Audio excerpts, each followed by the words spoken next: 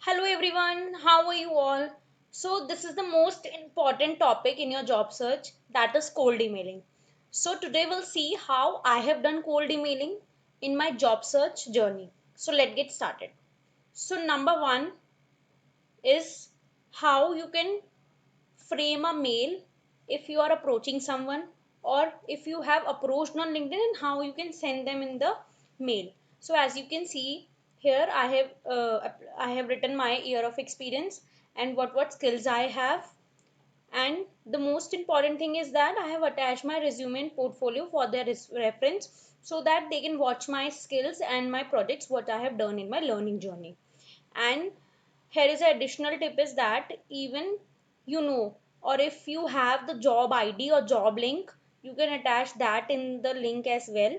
But the thing is, you have to check that link is working or not, because sometimes people don't open the links which are attached in the mail. So keep that tip in the mind.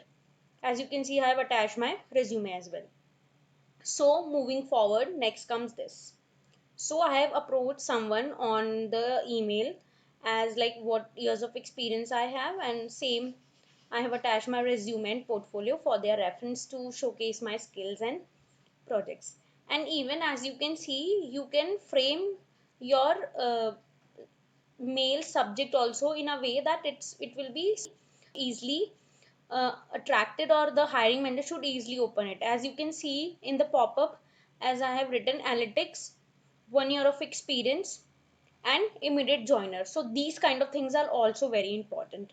So this is how I approach someone from EY, as asking them like if there's any opportunity, as I have this is your experience. And even I have mentioned basic pointers also, like ETL, data visualization and communication of insights.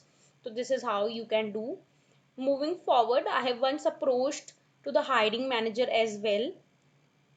Like I have mentioned everything, dear hiring manager, I am writing to interest in the data analyst role at the organization name.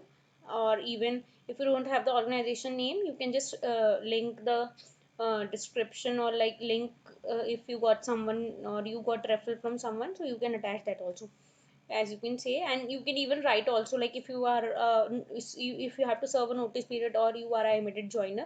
So these pointers are really important, and you have to put them in the mail. So I hope this video will help you and give you a better idea to how to frame or how to approach someone through mails or a hiring manager. So if you found this video helpful, please share with the freshers as much as you can, and help them how to approach someone for their job opportunity.